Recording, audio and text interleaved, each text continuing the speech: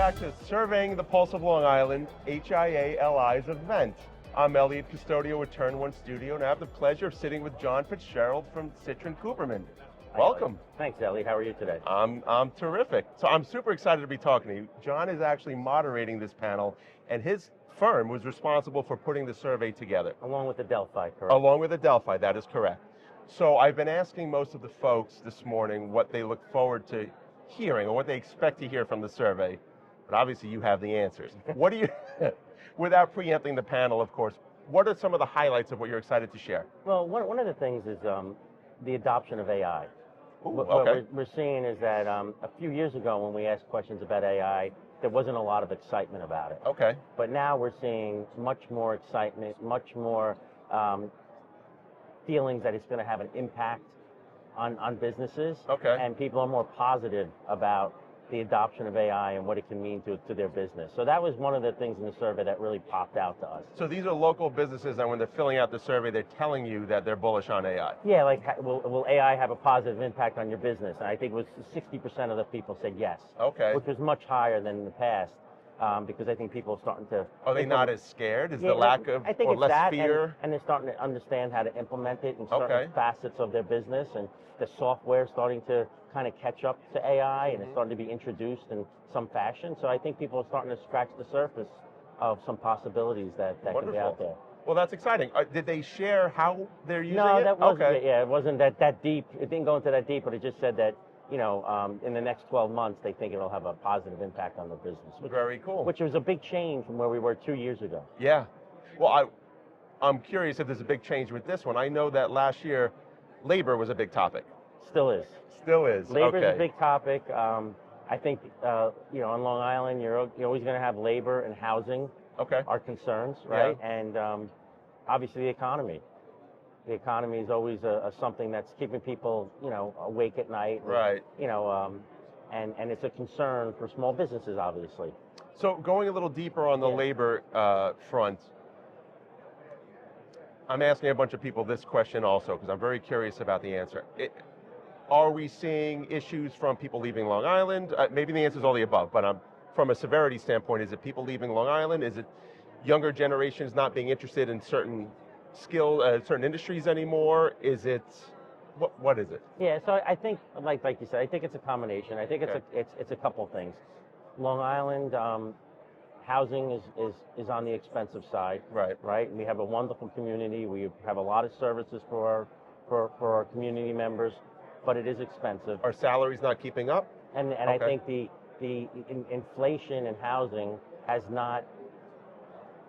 kind of been disproportionate to the inflation in the increase in salaries. So I think you're seeing some of that the disconnect there, but it's still people still want to live here. Right. We're seeing that, and businesses still want to be here, and that's been positive.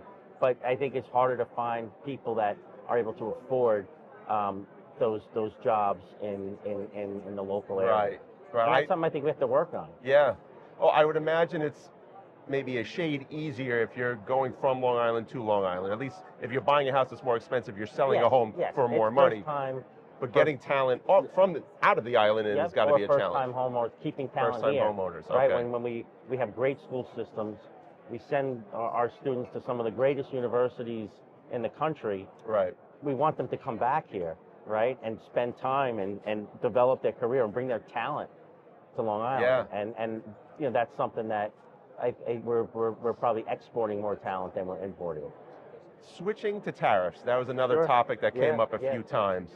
I guess maybe this is more of a percentage-y answer. How much of Long Island's business is affected by tariffs versus some of these other factors? It's a lot because we're a country that imports a lot, right? Right. And when you import from China, and if you're importing any type of wine or from France or Italy or all these types of things that are coming in, right, lumber, and there's a cost to that, and that slows down the purchase of those products when the price goes up.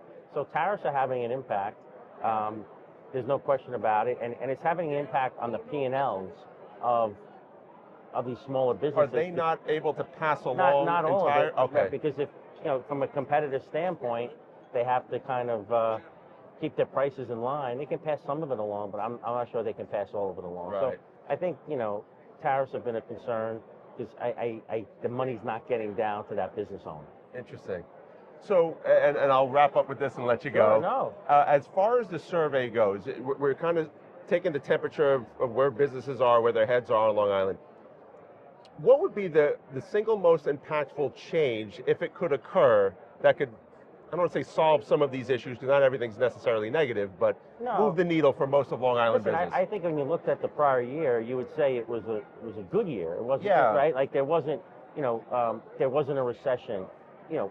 It's just that people's expectations sometimes aren't aligned with reality, but it wasn't a bad year. And I think 2026 will be a similar year. It'll be a good year. But I think, one of the things is making sure inflation stays level, and maybe a little help on the interest rates, could really give us a little bit of a breath of getting more money into the businesses. People will spend a bit more. They'll spend a bit more. Companies will give them better raises maybe, and that'll help the economy bump up a little bit. That would be, an area that would, that we could kind of level off, would be nice. That would be fantastic. I'm super excited to hear what the panel has to say today. There's a great vibe in the room, a lot of great energy. Thank you for moderating, and thanks for your time today. Thank you. This is great. My pleasure.